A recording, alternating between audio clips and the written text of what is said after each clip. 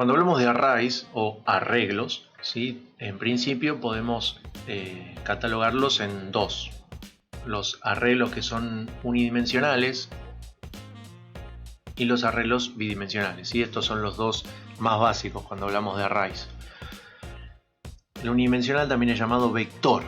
En este caso se utiliza, como es una sola dimensión, tenemos una sola fila de elementos que son contiguos, es decir, una sucesión de elementos, uno al lado del otro. Cada elemento tiene una posición.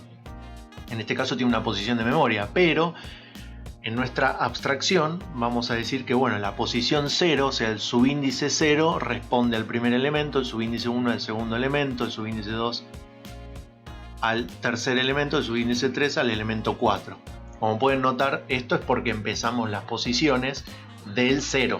¿Sí? Eso es común y es una convención que en C++ el primer elemento es el elemento 0. Y en el caso de las matrices, ¿sí? O arrays bidimensionales, es decir, que tienen dos dimensiones, tenemos filas que son representados por el subíndice I y columnas que son representados por el subíndice J.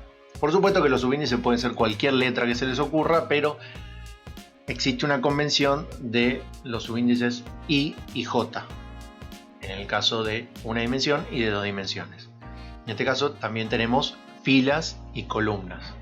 ¿Cuántos elementos tenemos en este ejemplo? Por ejemplo, tenemos 3 filas y 4 columnas, es decir, que tenemos un total de 12 elementos. Acá, por ejemplo, tenemos el Witcher, ¿sí? Ven que acá hay una matriz de elementos. Algunos elementos ocupan más de un slot, ¿sí? Si bien no es exactamente esto lo que está implementado, sino que es más bien una estructura superior que se llama diccionario, o pilas o colas.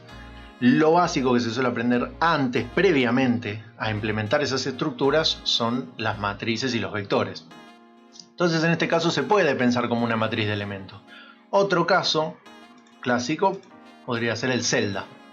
¿Sí? El Zelda Breath of the Wild también implementa, fíjense, una matriz, un inventario. Casi siempre los inventarios de los RPG son diccionarios, es decir, matrices que tienen una tabla de elementos referidos a una palabra clave, pero bueno, eso lo veremos más adelante.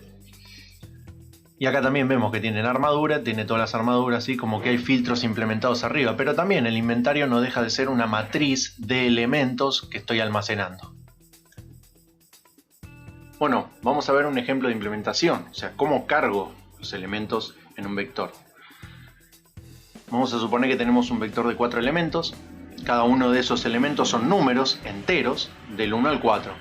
Entonces, primero definimos el largo, que es una constante entera de 4 elementos. Definimos el vector reserva 4 espacios de memoria y cada uno de esos espacios de memoria le ponemos 1, 2, 3 y 4, que son los elementos que están almacenados, como dije, de manera contigua.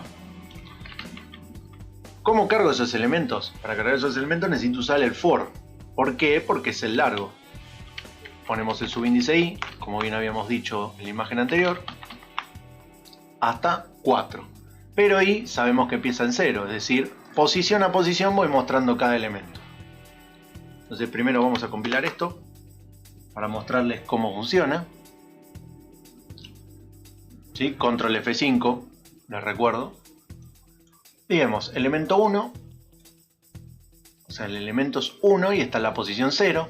Elemento 2 en la posición 1, elemento 3 en la posición 2, elemento 4 en la posición 3. Y ese es el final. Veamos un poco de cómo debuguear el código. Presionamos F9 acá y presionamos F9 acá. Seleccionamos debugado Docker de Windows. Y fíjense que acá abajo tengo vector. Si abrimos, si se ve, está aquí abajo. Ven que el elemento es menos 85, menos 800, bueno, no importa. Un número extremadamente grande y negativo. Es basura. Es lo que estaba guardado en esa posición de memoria. Fíjense que la posición de memoria es 0x00cffeb0. Entonces, una vez que aprieto F10, cambiaron los elementos. O sea, ahora como salté a la línea 13, ya tengo los elementos guardados. Yo reservé 4 espacios de memoria contiguos y ahora me los llenó con 1, 2, 3 y 4. Fíjense que dicen entre corchetes va el subíndice. En este caso entre corchetes 0 es 1, entre corchetes 1 es 2, entre corchetes 2. Es lo mismo que mostré por consola. Ponemos F10. ¿Sí? Y ahora I cambio de valor. Ven que I empieza en 0. Apretamos F10. Acá dice que devolvió. ¿Sí? Esto es el operador para mostrar por consola. Vector sub I, que es nuestra variable, va a mostrar 1. Apretamos F10.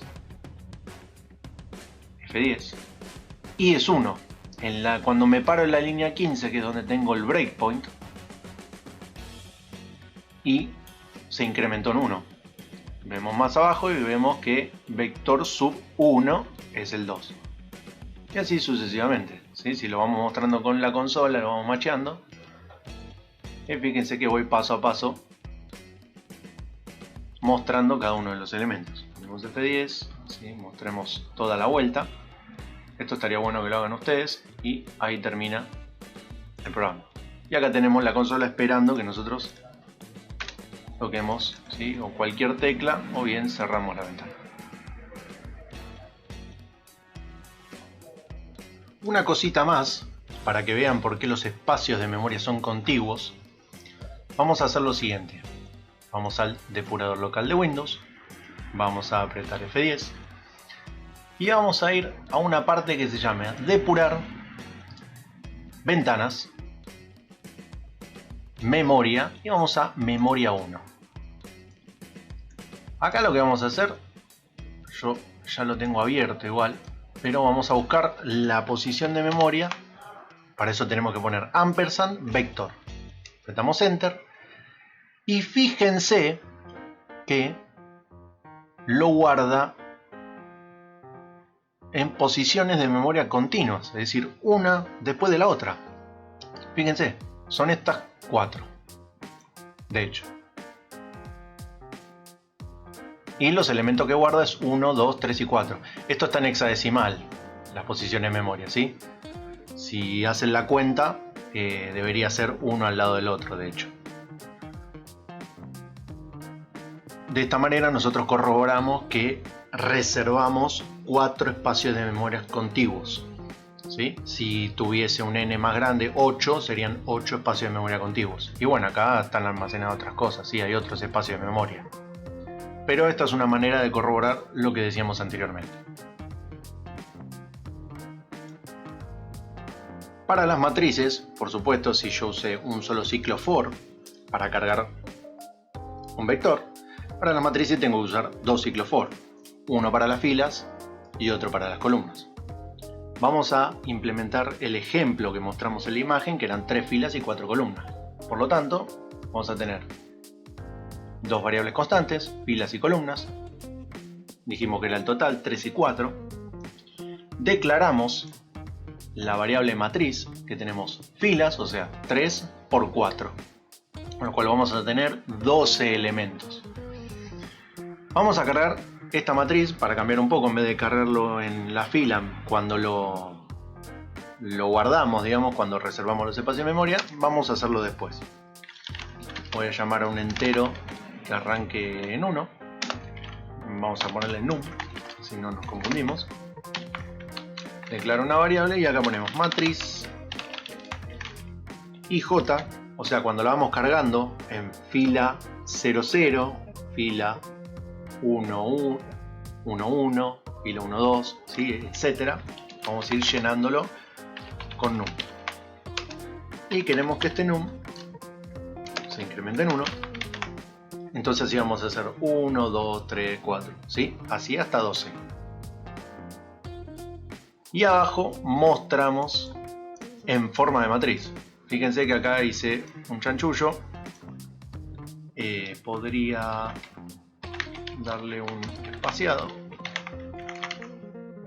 Apretamos F5 para ver si compila como corresponde. Perfecto. Bueno, y ahí tenemos 1, 2, 3, 4, 5, 6, 7, 8, 9, 10, 11 y 12. Ok, vamos a hacer lo mismo que hicimos antes. Vamos a poner un breakpoint acá, F9, y un breakpoint acá. Entonces, vamos a depurador local de Windows y nos vamos acá abajo. Bueno, acá está la posición de memoria. Si quieren lo podemos poner matriz. ¿Sí? Y por ahora no tenemos nada.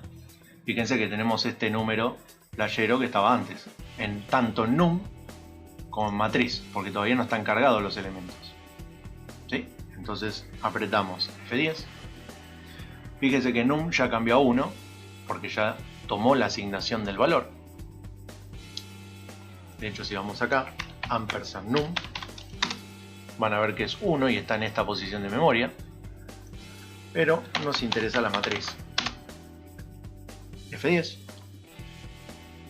Acá tenemos i en 0, j en menos ese número raro, se asigna, o sea que ya estamos en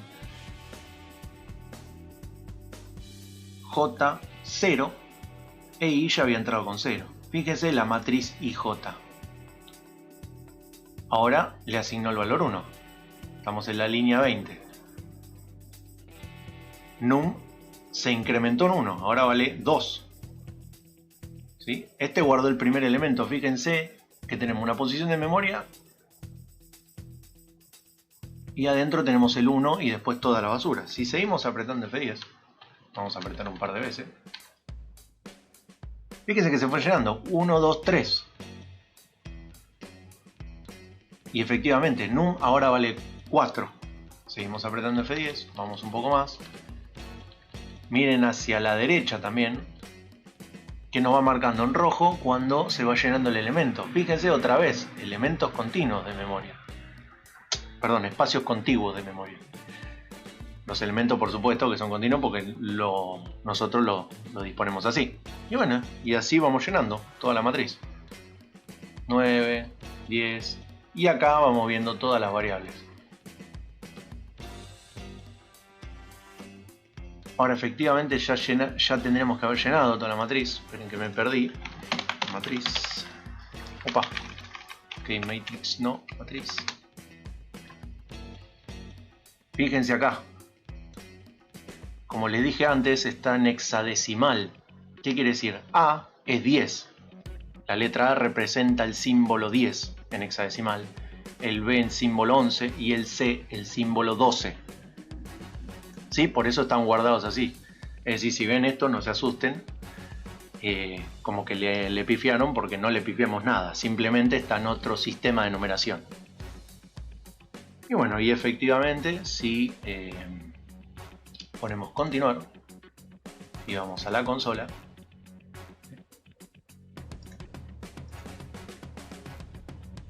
vamos a continuar,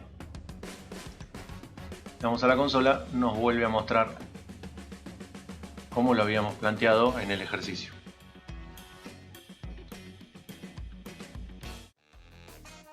Como siempre, muchas gracias por vernos y nos vemos en el próximo video.